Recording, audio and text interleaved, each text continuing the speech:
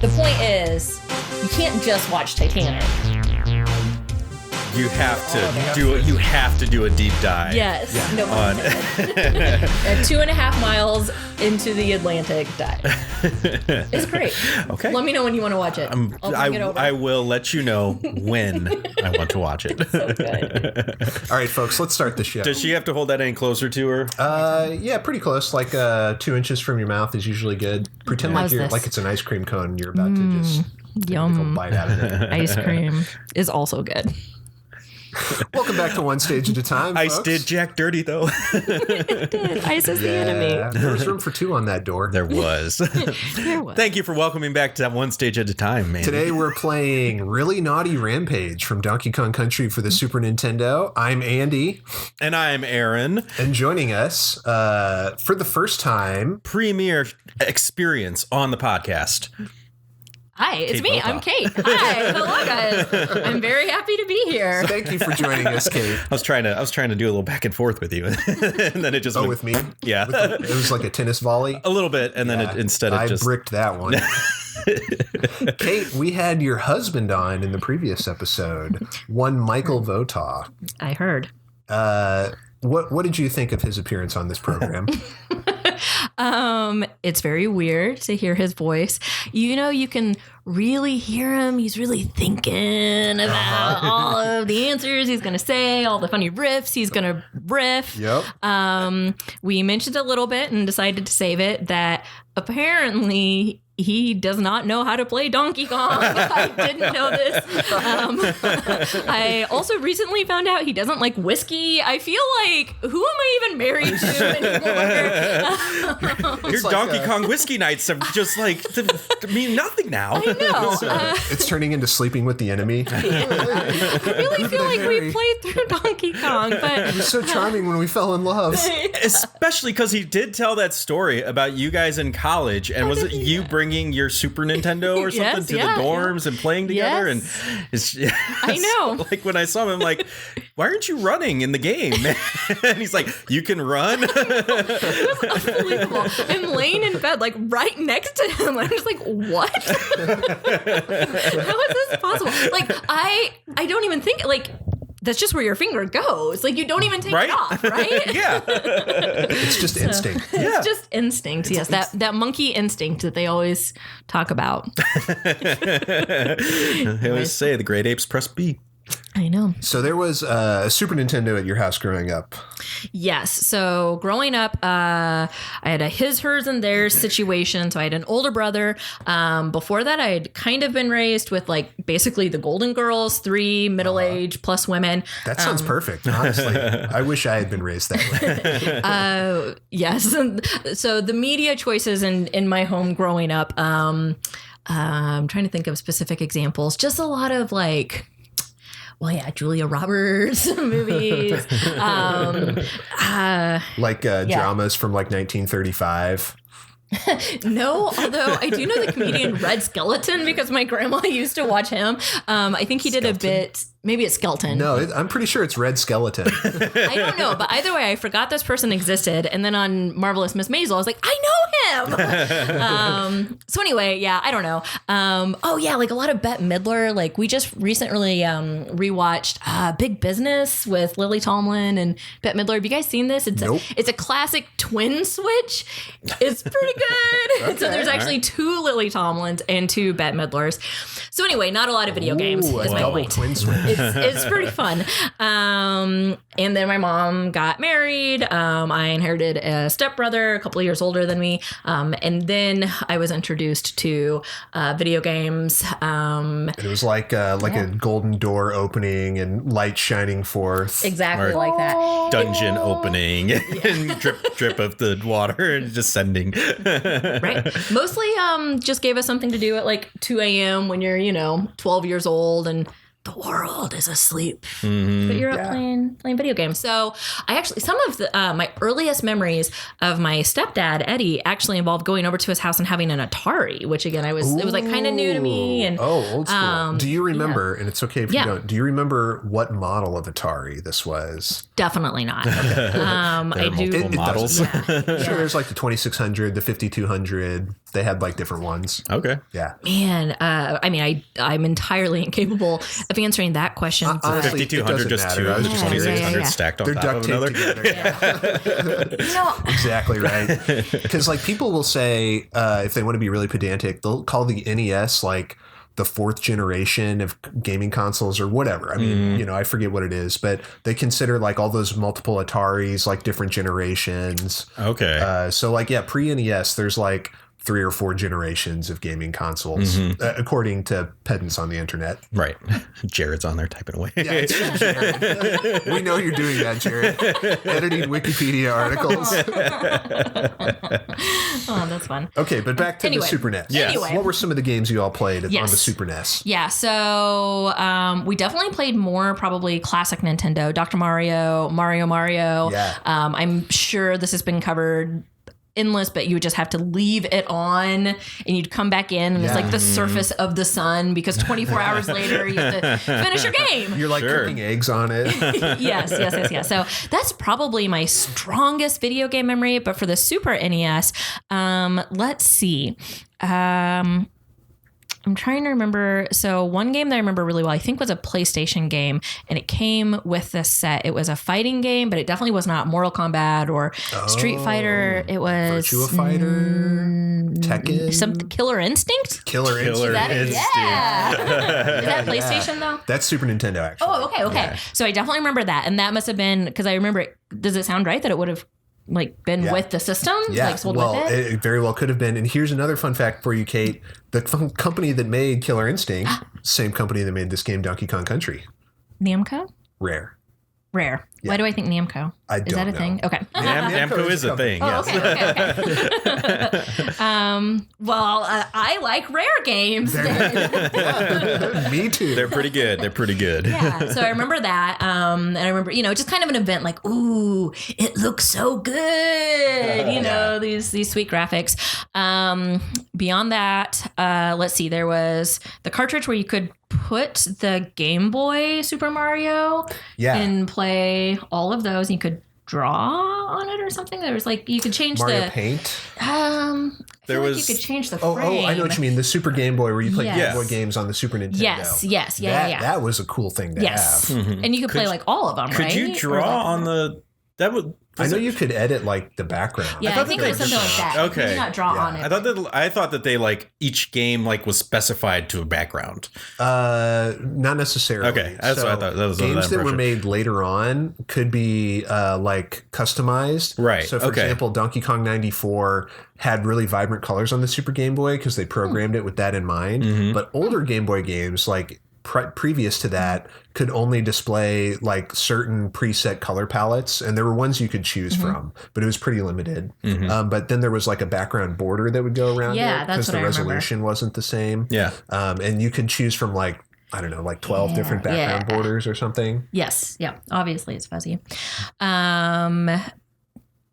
Trying to think what else, but Harvest Moon. I was going to say, I know you're a big Harvest Moon fan. Yeah, that was, so I assume Mike maybe told that story. Maybe? Let's hear it. Okay. Yeah. So Mike, my husband, listeners, you may know him. We started dating sophomore year of college and we've been flirtatious before then, but had only been officially dating about a week or so before, I guess it would have been my 20th birthday. And so the pressure is on. But he goes all the way out to St. Charles, which in St. Louis County is like the other side of the world, basically, and goes to a used game shop and finds like the only copy of Harvest Moon in the whole county, brings it back. Best birthday gift ever. The next year forgot my birthday altogether.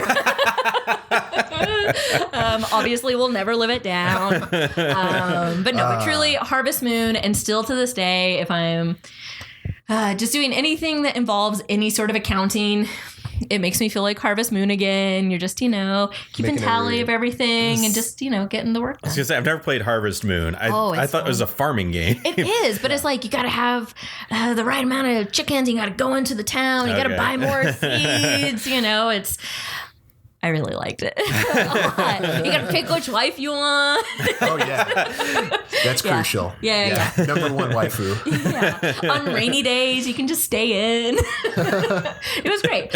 So definitely loved Harvest Moon. And then I would say Donkey Kong Country. Those are probably the ones definitely off the top of my head that I remember having the biggest influence. Okay. Sorry. Did you beat Donkey Kong Country? I think I did. I don't remember. Well, maybe I do remember beating it. But what I definitely remember is like all of the names of the levels and like the bad guys and stuff. I'm like, oh, yeah. You know. So anyway, it feels very familiar having not played it for a very long time. Like, Oil Drum Alley, here we come. You ran right away, too. You were in there running. Yes, that muscle memory.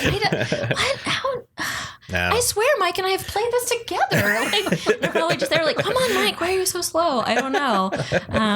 It's a very Mike thing to do. It's a very Mike thing to do. Well, cool. I'm glad that it's starting to come back to you. Mm-hmm. Some of the rust is crackling off these gears as they start to turn again. Mm-hmm. So let's get into it. Today we're playing Really Gnawty Rampage, but before that, we need to take a quick diversion to the corrections department. Okay. Take us to the corrections department, Andy. This one's on me. Just a brief one here. Yes. When we were playing Torchlight Trouble, I said that Squawks will return in future stages, but actually that was not true. Torchlight Trouble is the only stage that Squawks appears in this game. Really?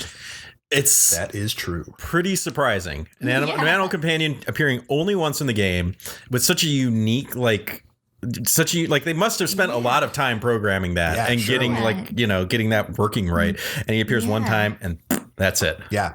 And not to spoil too much, but there's a lot of cave and mine style levels coming up. And I figured one of them surely would have Squawks. Nope. But I was wrong.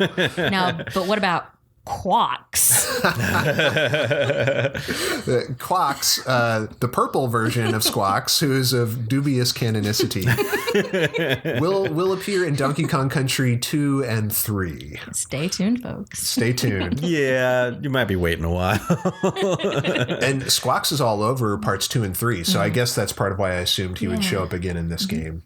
But alas, I was wrong on that one. Mm-hmm. And he shows up in so many other things too, like later games of this, and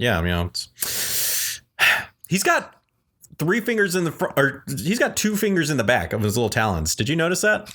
No. Yeah, most birds just have like 3 and then 1 in the back. He's got 2 in the back. That freaked me out when I noticed. Well, maybe the reason he doesn't show up more often in this game is because, as you pointed out, Funky Kong is trafficking in exotic birds.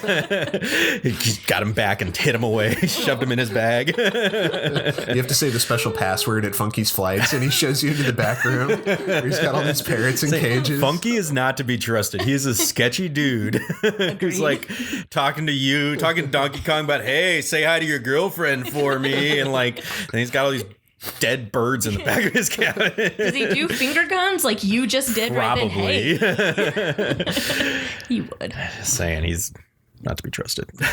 Well, let's get into Really Gnawty Rampage. So we just played Really Gnawty, the boss of Gorilla Glacier, which is World 4 of this game, and we soundly defeated Really Gnawty. Mm-hmm. What did you all think? Kate, let's start with you. What did you think of Really Gnawty? He jumps fast. No, picked up the controller. You guys were here. First time I've played DK in a while. And man, Donkey... Just Donkey? Can I call him that? You can call him that. Is the donk. Really DK. slow. He's really slow compared to this fast hopping beaver. Didn't know beavers could hop so fast and high. Yep. I also am a teacher, and I've been informed by my students that apparently the term baddie means something inappropriate on the internet. So I've started calling people naughty, and I think that he's a very naughty beaver indeed. Batty? Like Batty? What? Like Baddie, like the villain of a movie. So let's say I'm talking about. Are we the baddies?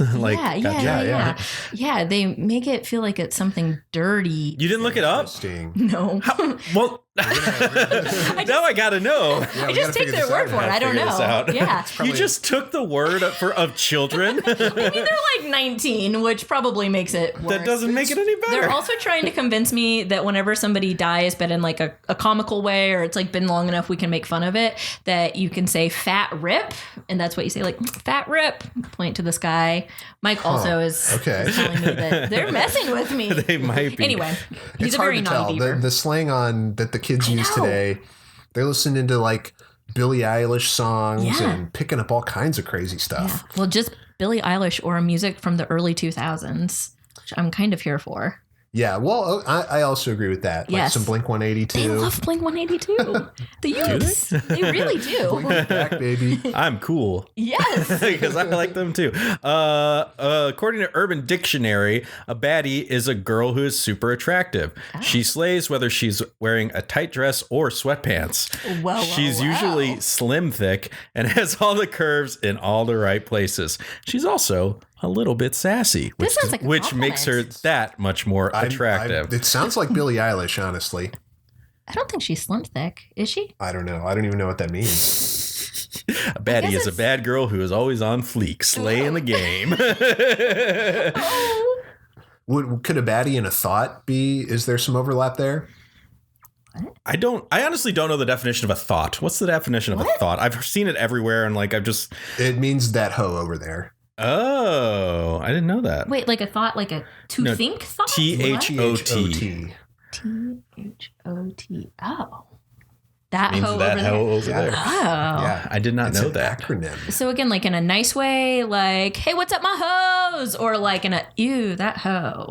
You know what? Honestly, I think it depends on context. Yeah. I've heard it used both complimentary and derogatory. When have you heard this used ever, Andy I've Brim? on Twitter. Yeah, I've seen like Instagram. I've specifically heard this Instagram girls call themselves thought or something, and I'm just like, I was like, okay, I guess it's like tremendously hot. I don't know. Well, I think it's like if you, a lady, were out with your husband, Michael Votaw, and he was looking across the room at an attractive lady, you'd be like, who is that thought? Oh, yes. I think in context, he would never. He would never, folks. Would never. Mike would never do that. He would never. Maybe I'm the one looking over there. Also, yes. Maybe. Mm-hmm.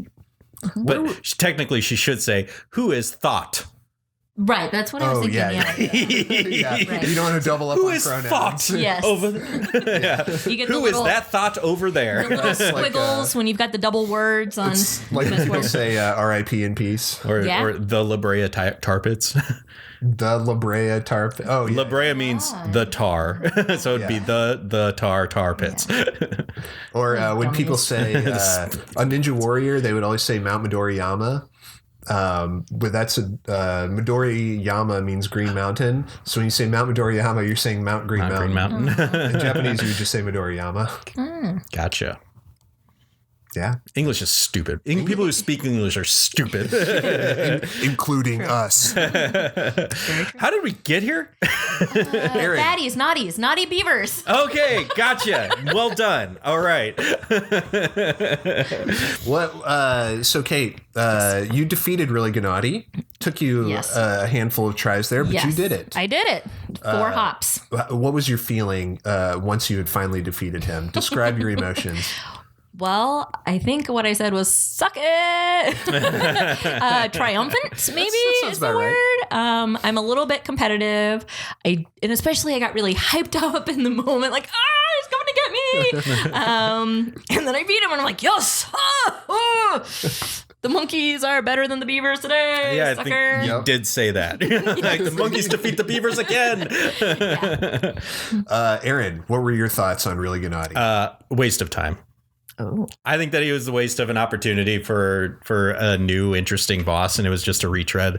Like he jumped a little higher this time after you hit him. Okay, so have we seen him before? Yes, he felt very familiar. He was the first boss of the first world.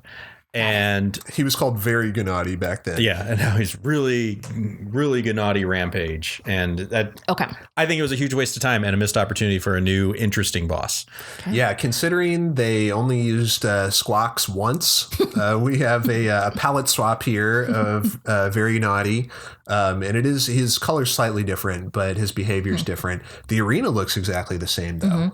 Almost everything's the same, except he behaves a little bit differently. Well, the arena is always just giant, it's banana peels in the background. Yeah, but the size is different for some of them. Yeah. Interesting. But other than that, pretty much the same. Pretty much the same. Yeah, no, I think it was easy, not too difficult, retread. They missed an opportunity. Nah, boo. You want evil Squawks.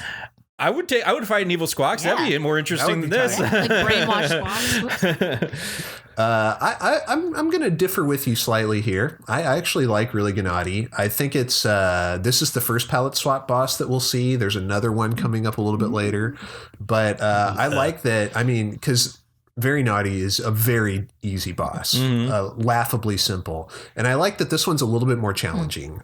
He can take you off guard with how fast he jumps and how high he jumps. It's a pretty simple pattern once you know what to look for, but if you were expecting it to be as easy as the first one, you're in for a bit of a surprise. Sure. Yeah, I would actually say that kind of was my experience. Like I was taken aback, like, he's so fast. And maybe this is why the memory, the muscle memory maybe of the first boss. I genuinely was surprised. Yeah, so I'm there for it. I also it's not even a lore corner, but I wonder is he related to Very Gnawty and he wants revenge for us cruelly slaying his younger brother? His poor brain damaged younger brother. Maybe. I mean, maybe it's the same. Maybe it's the same one. Now he's all jaundiced because he's even more malnutritioned because he didn't get to the bananas last time. But he's been training. He's so swole. Exactly. He's like, you faced me before as Very Gnawty, but now I'm Really Gnawty. Maybe he just had a snack and took a nap and felt better. Okay, he did a glow ready up. to go. Yeah. All right. Well, that is Very Gnawty. That is a cat. Viewers who are watching the video podcast will see my daughter Nestra sitting on the table here. She's not a boss, although she is also really naughty. Unless she's blocked by gameplay. Our game might be here. Well, Aaron, when you're editing this, make sure that she's visible. Will do. You got it. Okay. Well, so that's Really Gnawty Rampage. Not much else to say about that. But there is something else for us to discuss in this episode. Yes, there is. We're going to a new segment now, which doesn't really have a name yet. I was thinking we could call it On Screen. How long you been thinking that, Andy? I thought of that about 5 seconds ago. No. Or how about the Silver Screen? One screen at a time? One screen at a time. I mean, we did talk about a video game movie podcast where we do one scene at a time. One scene at a time. That's not bad. There is a podcast I saw on Twitter that just talks about video game movies. They have 50 episodes. I was like, how? I mean, there's been a lot. There are Far Cry movies. There's a ton of video game movies. We just don't see. And I guess if you include Japanese ones, there's a lot of those too. I bet there's tons of video game or cartoon video game movies and stuff. Yeah. I could see it. Okay. All right. Board games, I take it back. Battleship. I take it back. No, Battleship. Clue. You sunk my battleship. Commander Rihanna. Muster the ship's forces. I have a very specific set of skills. I will find out where your battleships are. I will sink them. That's my Liam Neeson impression. Is Liam Neeson in the battleship? He is, as is Rihanna. Really? Did you guys see this? No. Oh. I have read the novelization, though. No. I read a joke novelization. Dan O'Brien wrote it on cracked.com years and years and years ago. A long time ago. It's really funny. A deep cut. Yeah. But what is this segment about, Andy? We have something we need to talk about. We have to. At the time that this podcast will come out, it'll have been about 2 weeks since the release of Sonic the Hedgehog, the movie of the film of the video game, presented by Sega. Take two. And Folks, we got to talk about it. We have to. This is a big moment in video games. It is a big moment in world history. We've had some epic misfires in terms of video games. The Assassin's Creed movie, the Prince of Persia movie, Tomb Raiders, World of Warcraft. Yes, all of those are all terrible, but not the Mario Brothers movie. No, not the Mario Brothers. The Mario Brothers movie is the pinnacle of cinema. The first and the best. It is. No one's ever been able to do it better. It can't be topped. It's untoppable. It's almost as good as Titanic. No. You wish Titanic was as good as Super Mario Brothers movie with John Leguizamo. It is, Also in Titanic. Is he? Yeah. I didn't know that. who does John Leguizamo play in Titanic? Isn't? Oh think no, it's Billy it's Danny Zane. Nucci. Oops, right? Who? I don't know. Leo's best friend. Fabrizio. Sorry, yeah. Poor Sorry. Fabrizio. Oops. Corrections corner. Yeah. It would have been a better movie if it was John Better. Leguizamo. Probably. Sorry, they're not the same person. Leo But apparently in my mind they Leo are. should have been Bob Hoskins. Oh man, I would love that. Sorry, excuse that. Carry on. I'm king of the world. I'll never let go, Rose. Sonic the Hedgehog came out and we saw it. And what did we think? What did we think, you guys? I think we should go with the good, and then I think we should go with the. I want to talk about everything, so I think we should start with the things we liked. Then we should talk about Easter eggs. Then we should talk about missed opportunities. Then we should talk about things that we didn't like. Okay. Great. Starting with the good. Jim Carrey. Jim Carrey. James Robinette Carey. Really? No, Robinette's not his middle name. Oh, It is Joe Biden's middle name. Really? Yeah. Joseph Robinette Biden. okay. Yeah. Fun fact for you. That's all fine. Yes, Jim Carrey was awesome in Yeah. this. He did great. He chewed every piece of scenery and was over the top and fantastic. Question: spoilers? Yes, Okay. but this is full spoilers, Spoiler 100%. discussion. Actually, Okay. well, before we can do that, let's just do this. Do you guys recommend it? I recommend it. Yeah, if you want a campy good time. I recommend it too. Now, full spoilers Full from here to the spoilers. end of the episode. That dance scene with Jim Carrey specifically. The dance scene. Yeah. That's in the trailer. I'm not sure if Okay. that's a spoiler anyways. Well, I but, don't know. I just but we're wanted still to- doing full spoilers. Yeah, but yeah. yes. That was really cool. It was. Don't you feel like they just said, Jim Carrey, go. We'll figure out the rest in Totally, post. man. Like, Yeah. do your thing. And I have a feeling there was a lot of points in the script where they were just like, Yes. Jim improvises here. Yeah, probably. Or things in the script, and then Jim just improvised. Or Feels very exactly. probable. They just wrote the script and Jim got there and he's like, I'm going to do this instead. Yeah. And they were like, okay, yeah. There's got to be a lot just on the cutting room floor that will never see the light of day. You got like the apocryphal Robin Williams stuff from Aladdin that they had to cut because it was too blue that Disney will never release. I'm sure there's a lot of that. Probably. No pun intended. Blue genie. Oh, nice. But yeah, he was a highlight. It was awesome to see him back in like kind of goofy, zany, chewy, Yeah. the scenery mode. It was Yeah. freaking great. It just seemed like he was doing well. You know what I mean? Yeah. Yeah. Yeah. It's nice because Jim Carrey, look it up if you want. He's had struggles in his personal life. I feel for the guy. So it's nice to see him having a good time, back in a big meaty role. He's been working, but, hasn't really done like huge, big popular movies lately. Well, and the thing is, too, that like this movie shouldn't be good. And Robotnik shouldn't be an entertaining, likable in a villain sort of way character. And he brings a lot to it. He really does. He had so much personality. There's even little moments where like you get hints of like his history and why he's this way. And those are great. It's his version of the Joker, why am I always smiling? You want to see how I got this mustache? But he mentions being an orphan and being really resentful about that. I agree. a bully and he made him drink through a straw for the rest of the year. That was surprisingly dark. Yeah. James Marsden is just like, like with his teeth.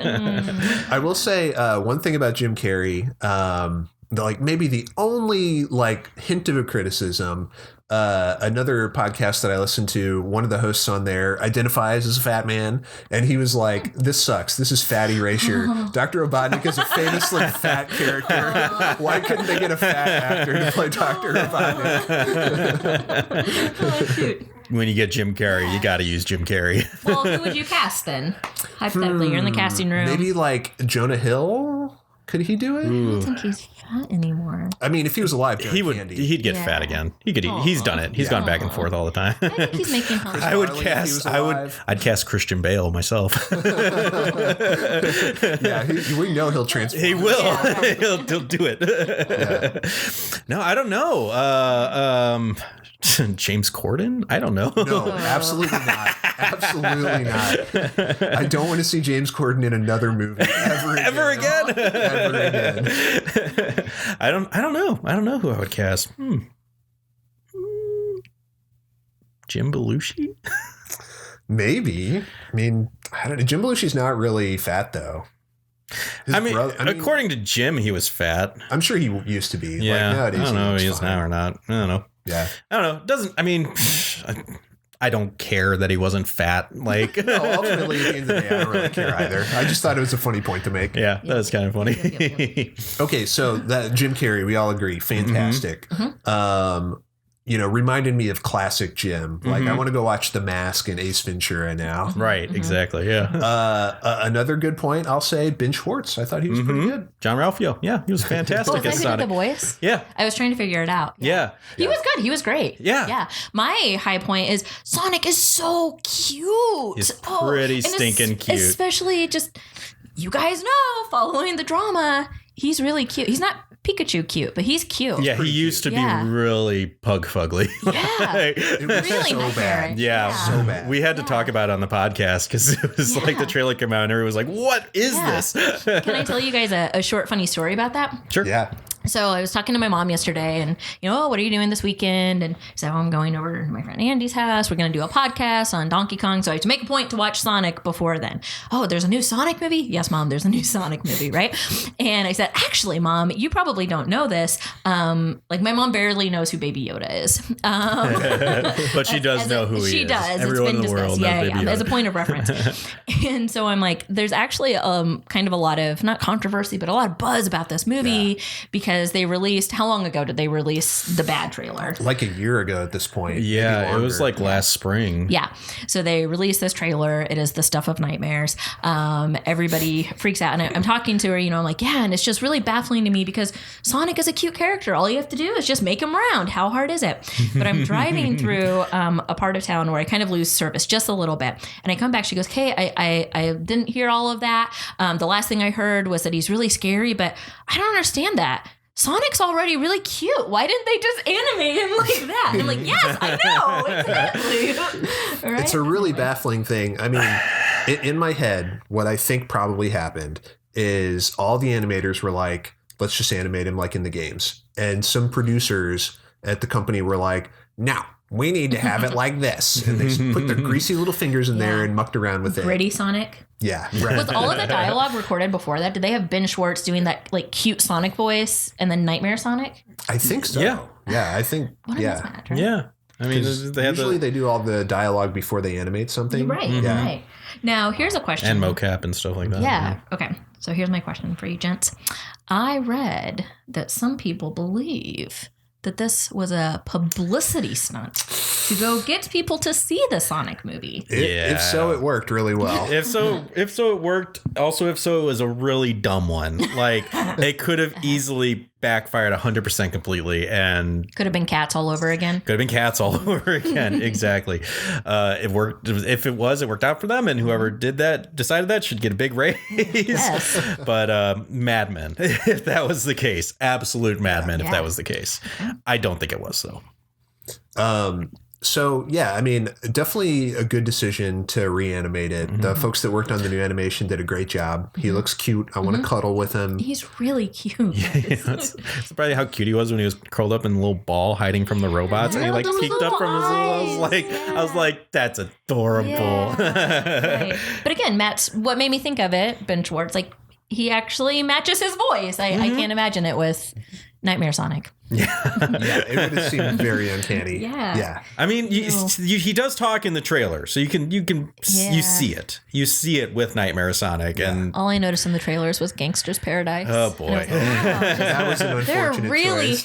They're really with it. Yeah. These Sonic guys. That would have been like, I was like, that song started playing when he's like standing on the road, like shaking it out, and I was like, okay, that's funny. Haha, he's shaking it out to Gangster's Paradise. But then it keeps playing through the rest of the trailer, and I was like, why is this song still going? It doesn't match anything that's going on screen, and it was a funny gag, right?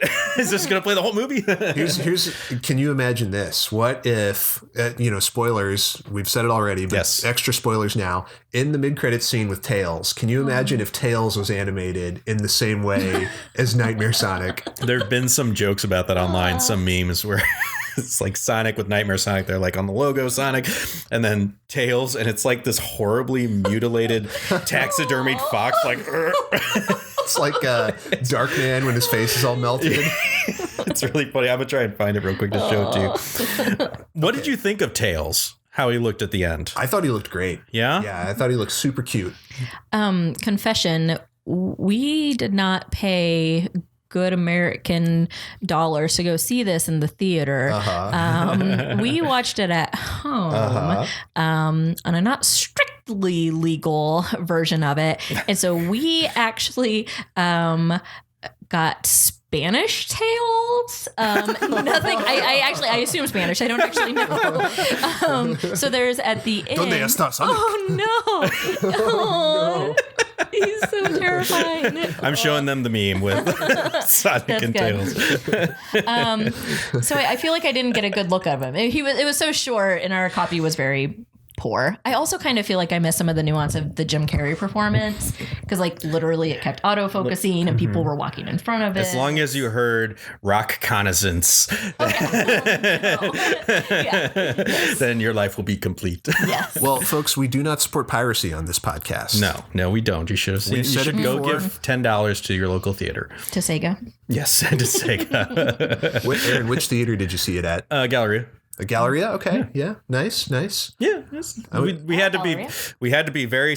We wound up with them like Galleria. It's fine. We've gone them if Galleria is fine. It was the most convenient one because we were trying to go to one that had nice and redone and everything. But then we got in the car and the battery was dead, which was in your car. Yeah, oh, no. Which is funny because earlier in the day it's very cold. That happens. Our battery's a little. And earlier in the day, I literally said to my wife, "I'm like, we need to get this battery fixed soon, just in case we don't want to be stuck with the battery dying in this cold." And then that night, but we were able to jump in and get a new battery, and it was fine. Yeah. Nice. But yeah, so it's at the Galleria. Cool. I went to the AMC Esquire. My favorite theater. It's a premium viewing experience. Mm-hmm. Linda still all but refuses to go there. It's so nice. The Esquire or just the fancy one? The Esquire. Why? Because it used to be a little rowdy. Yeah, it used to be rough. Yeah. It's been like 6 years since they've redone it. Yeah. Nice reclining seats. It's okay now? It's safe? I don't know. There's no way to not problematically have this conversation, but it's very different now. Yeah. All the auditoriums are nice. I like it. Okay. Yeah. Right on. But don't go, viewers, listeners, if you're ever in St. Louis, don't go to the Chase Park Plaza Cinema because that one is a dog. What? What's wrong with the Chase? I just don't like the Chase. There's there's a laundromat below it, so the floors are always vibrating. I've never noticed. The screens are so small. The floors are always sticky. But you've got the organ player. Yeah, that's not I don't know about that one. So the Chase really should be just it should just be the theater for the guests of the hotel. It's open to everybody, but it's it was meant to be like, you're at the Chase Park Plaza, you can stay at the hotel, go and take in a cinema down below, if you have other options, you really should go elsewhere. Because the main auditorium is nice. That one's fine. It's the smaller ones that I'm not a fan of. It's fine. We usually won't go there if it's you got to see on big screen sort of movie. But if it's like a little art film or something, Chase is good. You feel kind of fancy. Fair enough. I think they just got new carpet at the Chase. Did they really? Yeah. Okay. Well, maybe I'll have to give it another chance. It really smelled like new carpet last time we were there. We saw 1912. 1914. That's what we saw. Yep. Yeah. 1912. The year you were a couple years early. I'm going to go out on a limb. Sonic the Hedgehog, better movie than 1914. Really? Yep. I will kindly disagree. Haven't seen 1914. Wouldn't know, but I liked Sonic the Hedgehog. Yeah, there weren't enough mad scientists in 1914 for my taste. Mm-hmm. Okay, let's continue with Sonic after this movie theater preference digression. Another good that I'm going to throw in there, Cyclops. I thought he was great. He had a lot of heart. There was some good character development. I enjoyed his presence. I liked James Marsden. He did good with what he was given. Yeah. I think that making Sonic's buddy a 42-year-old man was probably a mismisstep. Well, that gets into the bad. I'm just saying. Sure. As far as performance, yes, I want to touch on it though later because that's a good point. Because that was, I think, a weird choice. But James Marsden, great. He was love great. James Marsden. He was great. He was charming and he was funny when he needed to be funny. And I like this whole arc he's about, very am I going to leave the small town for the big town? Yeah. I think they could have done more to set that up at the beginning. I didn't get the feeling like he was leaving his whole life and social network behind. In the bad, I felt like the beginning, actually, Act 1 was really rushed in my opinion. I think there were also some scenes missing. I think it was like go fast. Yeah. No, we can get into the bad. But James Marsden. James Marsden was good. And His not wife in a was love good. triangle. His wife was good. Yeah. Do we know her from anything else? I don't recognize her. Think so. I thought I recognized her, but maybe I didn't. But either way, she was good. Yeah, I didn't look her up, but yeah. Yeah. And Crazy Carl. Crazy Carl. Oh, and also the guy from Mindy, the Mindy Project. What's that guy's name? I don't know his name. I'm not sure. Who did he play? His deputy or whoever in the. Adam Pally. Is that his name? Adam Pally? Yeah. He was That's a good name for that guy. What's it called? Happy Endings. Did you not see that? It was a good show. Yeah. It's like 2 seasons. Really funny. I like him a lot. Yeah, and he was really funny in the few lines that he had. Yeah, we laughed out loud with the phone operator. He's just looking at it like, no. His comeback at the end, though, like his quote unquote redemption, I guess, at the end was very strange. Yeah, it was less of a redemption, more a Deus Ex Machina, just like out of nowhere. Oh yeah, well, like guy. It just painted the picture of like if anybody pulled a gun on Robotnik at any point, like that. Well, it's like Dr. Robotnik defeated by bullet. It's like in the Police Academy movies when the mousy girl pulls out a gun and gets all serious at the end. It's been so folks. long since I've there was seen a movie a long time ago called Police Academy. I've seen the movie. It came out about 75 years ago. Ask your grandparents. That's Grandpa Andy. Also look up Red Skellington. Red Skellington. Okay. I thought the action was good. Yeah. I thought anytime Sonic was running around was really exciting. So I thought that was good. Yep. Yeah. And the humor. The humor was really funny. I thought that Dr. Robotnik was really funny. Sonic was really funny. You know, Sonic in the games traditionally has really bad, terrible humor. Like he's trying to be edgy and funny and cool, but like it's just awkward. This was not the case. I think that whether the scriptwriters or whether Ben Schwartz improv, or messing with the dialogue, it all came out. The humor was really good. I agree. Now, Aaron, you're a parent of a 3-year-old child. I believe you are subjected to some terrible child programming. Yes, I am. Is this a film that you will be showing to your daughter? And how do you feel if she becomes obsessed and watches it 300 times a day, as I hear children do? I would not show it to my 3-year-old daughter. I probably will show it to my 5-year-old daughter, 4 or 5-year-old daughter. And I'd be okay with it, except for my fear that it would it would ruin the movie for me. Like if I saw too much, I think that's a concern. Yes. I'd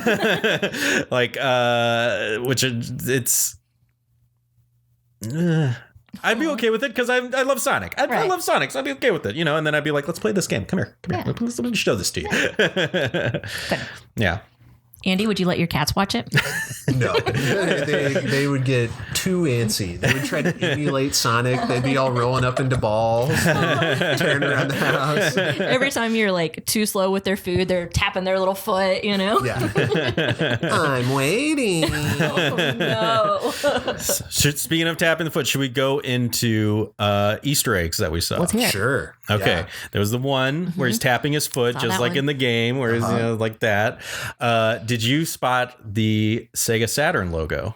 No. No, you didn't? When he's talking about the different worlds that he's been to. He at some point in the movie, he's talking about the different worlds. He looks at a map where he's like crossed off different worlds. One of the planets is like a Saturn logo with the circle with the S around it. You know, that was a moment where if it was on DVD, I would have paused it and spent a lot of time looking at that. Yeah, me too. I noticed that one. I tried to see, but it was really fast.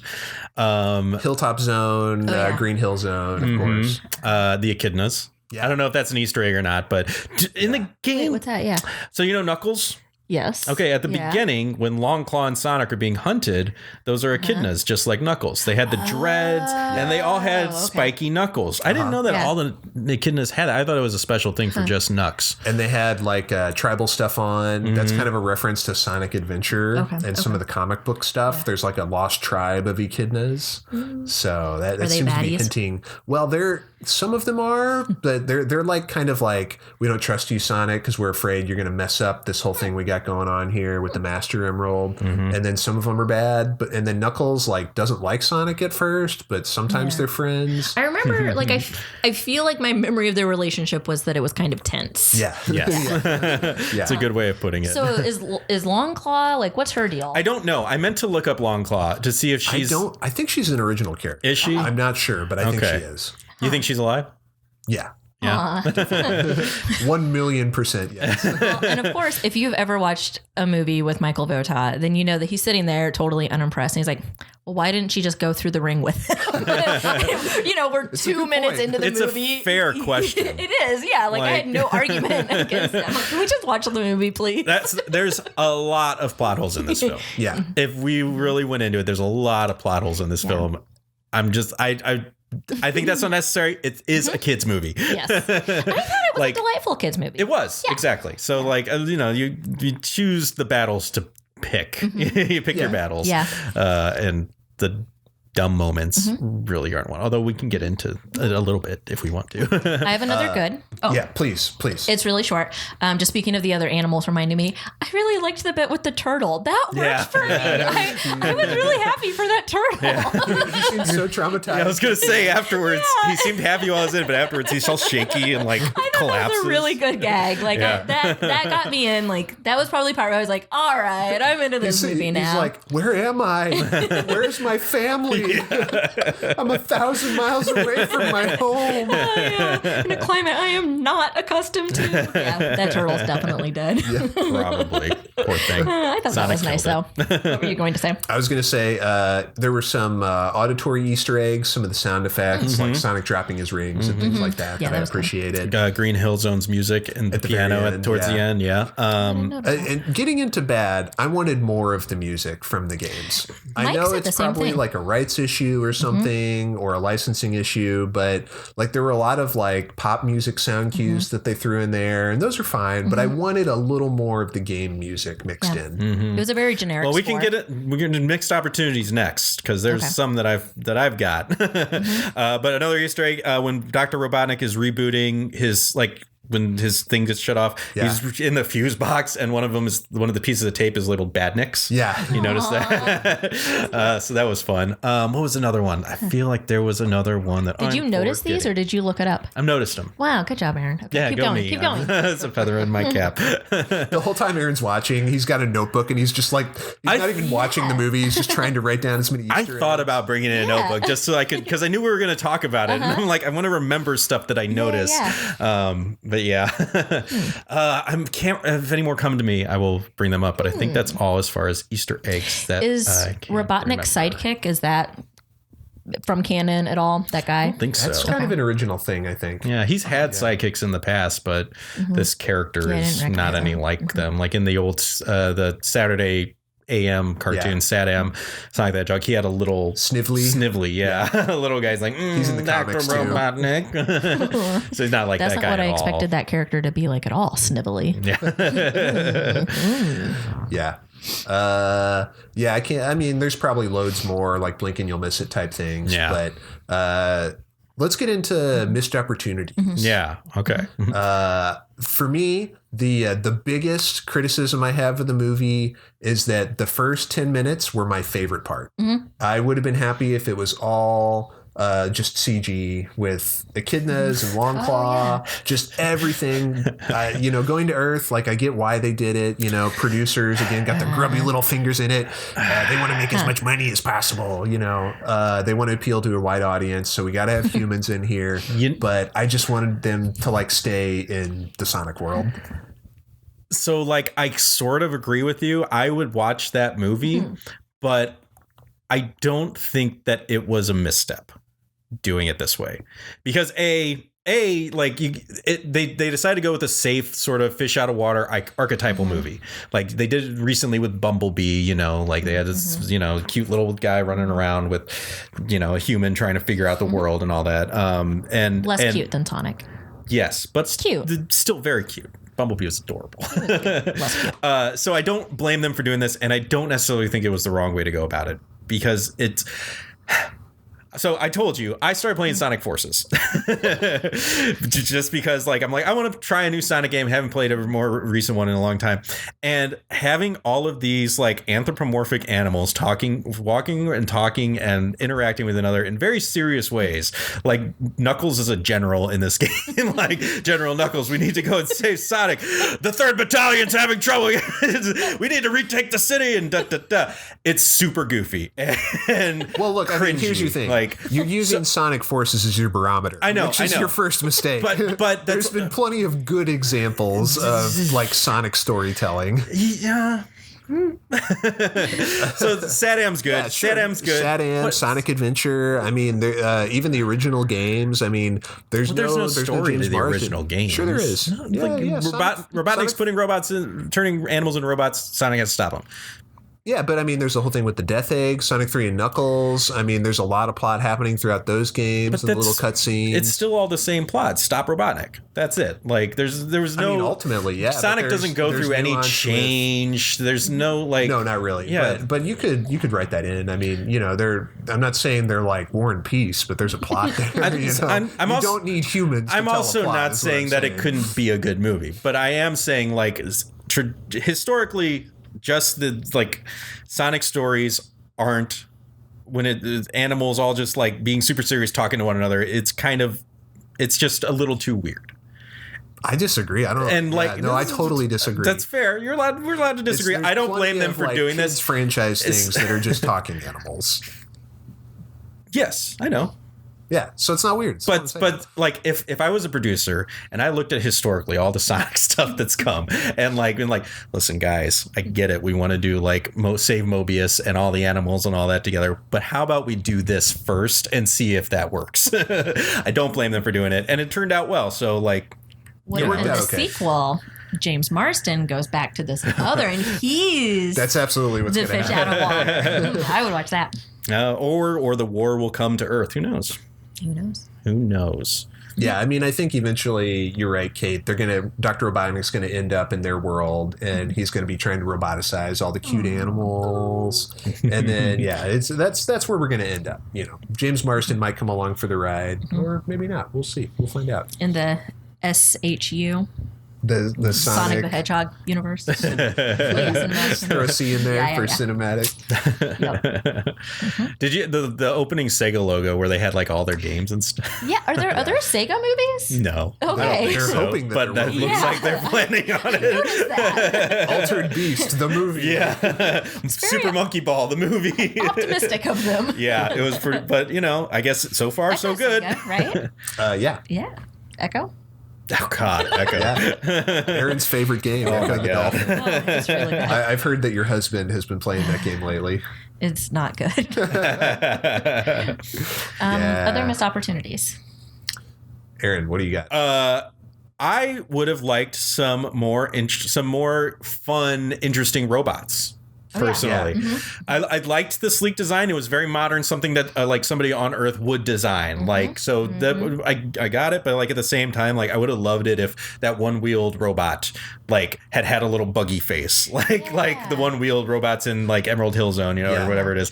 They had, or like at the end, Dr. Robotnik's like thing, instead of it just being a ship that's just like had giant hands sticking out the front, was trying to grab Sonic or something. I bet it'll get more into that in the sequel, because Robotnik Sonic's becoming more unhinged. He's got the full crazy mustache at the end. Yeah. So yeah, it's. I think his designs will get wilder. I forgot.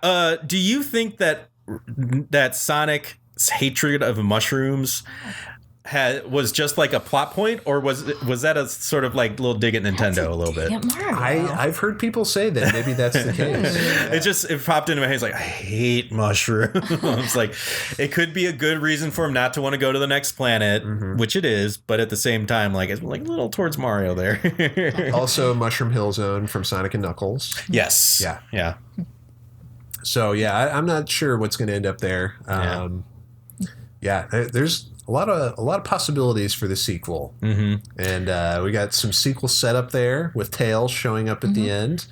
What do y'all think that was good to just have him in the Stinger, or would you have wanted to see more Tails throughout the movie? I think the Stinger's fine. Yeah, I like Tails a lot, but I think has the sequel been greenlit already? Probably. Yeah, it did really well, Yeah, right? it's been doing well. Yeah.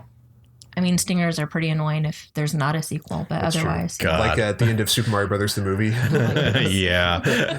I can't believe they didn't follow that one up. I'm still waiting on that one. Oh, no. Oh, wait. Rest in peace, Bob Hoskins. Yeah, I don't think it's going to happen. And rest in peace, Dennis Hopper. Yeah. But John Leguizamo's still around? He is. And working. Another missed opportunity. At the end when he's fighting Robotnik. Was I the only one who was counting the number of times Sonic smashed into his ship? No. I really wanted him to hit him 8 times and then his ship explode. How many times did he hit? He started doing like hitting him a bunch of times. It was too many to count. But I was counting because he starts off slow. It's like 1, 2, 3, and then he starts just bouncing everywhere, smashing into him over and over again. I wanted it to when he came out in his ship, I wanted it to be like a Sonic Adventure where they show on screen dun dun dun dun dun, the Egg Dragoon or whatever it is. Yeah, that would have been funny. Did I understand it correctly? Again, my copy was not the best.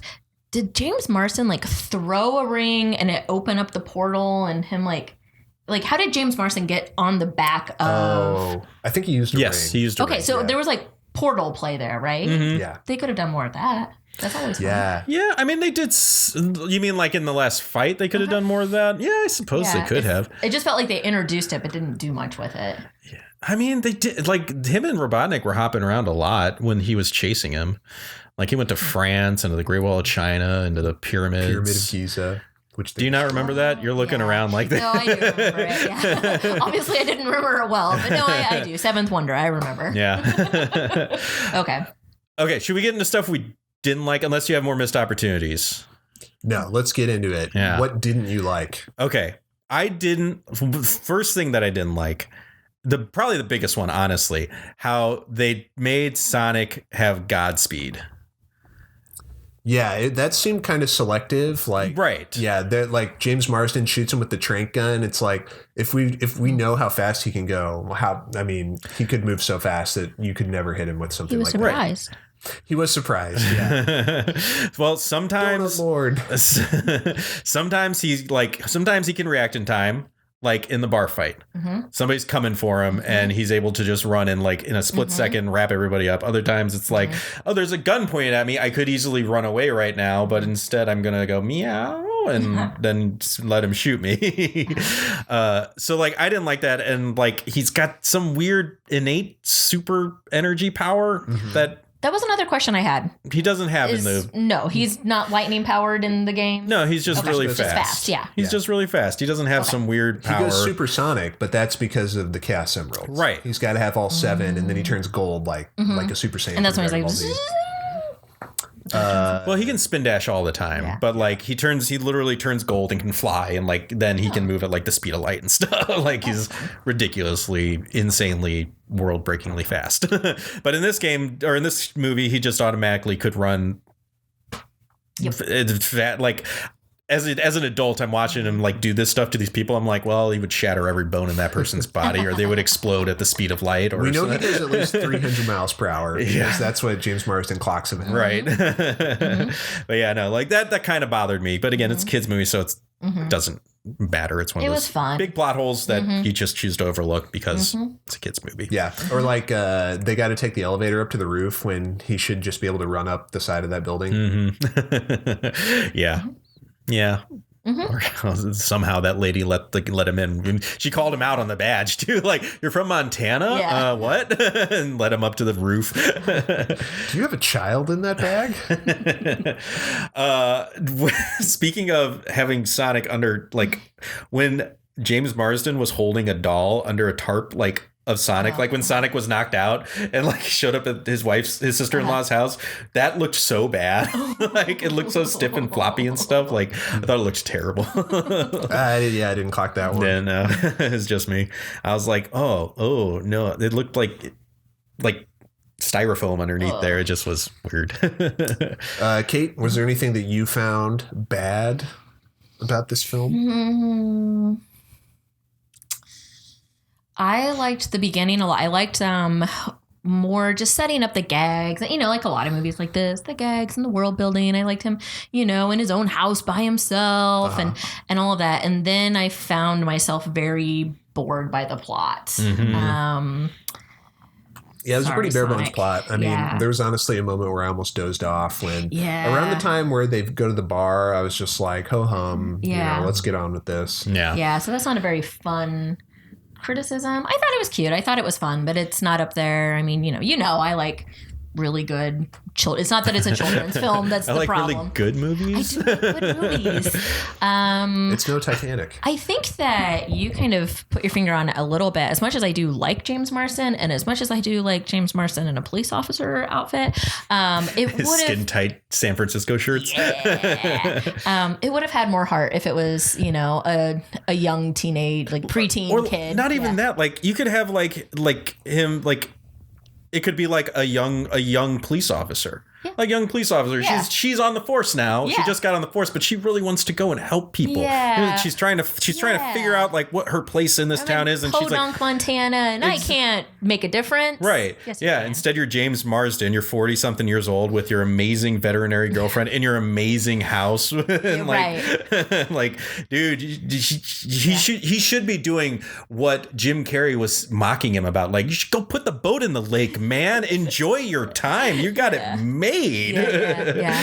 His vet wife reminds me. Mike also pointed out a big plot hole. You couldn't pay for vet school with a third job. You can't pay for student loans by getting a job. Maybe she went to a terrible school. True. I thought that was funny. Not in the hellscape that is modern America. Maybe in 1950. Well, was he the sheriff? Was he the sheriff, or was he just like a... That was unclear. As far as I could tell, there were 2 police officers in that town. Right. So yeah, like, him and Barney Fife. He was an elected sheriff who gets paid who knows how much. I mean, you know... That house was pretty big. It was a nice house. It was a really nice house. It didn't look like Montana to me. I was born in Montana. My dad still lives there, so I go back and visit sometimes. It definitely looked more Washington or something like that. Yeah, I found myself Googling, are there turtles in Montana? There are. Turtles are everywhere. You can't get rid of them. But it didn't look familiar like Montana to me. Yeah. Including even just how nice the house was. And things like that. Well, yeah, the probably only, filmed in Georgia. The only thing that was bad for me, like I said, I mean, you know, kind of, I would have preferred it if the nature of the movie wasn't like wacky alien on Earth kind of situation. You know, I would have wanted to see more of Sonic's world. Maybe a little bit like on Earth, and then Dr. Robotnik follows him to his world, something like that. But for what it was, I enjoyed it. I would recommend it. I thought it was a good origin story for Sonic, because, like, you know, he really did go on like sort of a hero transformation. You know, at first he's just hiding, he's running, he spends the entire movie running away from danger, and then at the end he decides to stand up and fight for his friends. You know, so it was nice. So I look forward to continuing following this Sonic, because there's been tons of Sonics. Like I remember reading up on the quote unquote origins of Sonic. There are some origins where he was a brown hedgehog. Then he went and did he was doing an experiment with Dr. Robotnik where he's running, and something explodes and he turns into Sonic, this blue. Like he even looked, his spikes, his quills look different. They look like just Manhattan. Yeah, exactly, like Dr. Manhattan. Yeah. Also, why he doesn't wear wearing pants. clothes. There's one where Robotnik's a different person and gets transformed. Yeah. His real name is like Kintobar, and then after the experiment he becomes Robotnik, which is Kintobar backwards. Very stupid. Yeah. So I thought that this was a good on-screen origin for Sonic. And I'm looking forward to see what they do next. Yeah, hopefully they do get into more of the other animals and like freedom fighters, sort of like it would be cool. Like Dr. Robotnik they find out that Dr. Robotnik has subjugated another planet and all that, and then either they go and fight him there, or like he turns all the animals into robots and then he brings them to invade Earth and take over Earth. So they're fighting swarms of robots on Earth or something. But yeah, no, I'm excited. Excited. It was cute. It was good. Dumbest part of the movie, when James Marsden took a flashlight and tried to hit that robot when he's hanging out the side of the car. Yeah, that was really weird. That was really dumb. Yeah, it felt really pandering. That was the dumbest part of the movie. When Linda looks at me, she's like, what are they doing? Yes. I'm like, I don't know. It felt like that moment in movies where you've got a typical movie, you've got like, oh, this macho guy, and then somebody in the writer's room is like, oh, let's give the woman something to do. But it was James Marsden. Oh, let me take my turn. My turn, Sonic. You literally have a superpowered alien with you. Right. I know. You just found out he can't die. It was a funny line, though, when Sonic's like, curl up into a ball and slam into it with your body. That was a funny joke. Yeah. It would have been cool if he had done something heroic and sexy. He was like, I got an idea, and he does something cool. Like, but he didn't. Or just pull out his service weapon and just shoot that. Blam! He's like, you faster than a speeding bullet, Sonic? And he's like, are you threatening me? Dodge this. All right. Well, that's Sonic the Hedgehog. Yes, I could keep talking about it for like another hour, but we can stop there if you guys are feeling good. I think we dug into it. We've gone a little long on this one, but we felt like we needed to express our opinions. Had to be done on this critical moment in gaming history. Yes, gaming Aaron was and very cinema. excited. I was pumped. I grew up on Sonic, and I love Sonic, and I was, real. This movie has taken me on a roller coaster since it was the first trailer dropped. Yeah. How did you feel when you saw that? I was dismayed. Yeah. I talked about it on the podcast, it was one of those things where it's like, this doesn't look good at all, but I want it to be good. So I'm just going to tell myself, like, maybe they're not done yet. Chaos magic? Yeah, you made it happen. Chaos magic. If you just believe in it. Into existence. Whoa, maybe that was chaos magic. Enough people willed it, and it happened. But yeah, is Twitter chaos magic? Is that what we're discovering? Well, I'm happy for you. I'm happy. Thank you. Yeah. Thank you. Yeah. Well, hope Matilda likes it. We'll go ahead and wrap it up there. Yep, but we'll be back real soon with the next episode, where we will not be discussing Sonic the Hedgehog, the movie of the film. Instead, we'll be discussing Oil Drum Alley. It's a new world. We're moving on to Crimcroc Industries Incorporated, World 5 of Donkey Kong Country. So you can look forward to Oil Drum Alley very soon. In the meantime, please follow us on all the things. Leave us a comment. Let us know what you thought of Really Gnawty Rampage or Sonic the Hedgehog the movie, as the case may be. But until then, this is One Stage at a Time, and thank you for listening. Kate, do you know our sign-off? I don't. That's okay. That's all right. We say save and continue. I love that. If you would sign us out, please. Folks, please save and continue.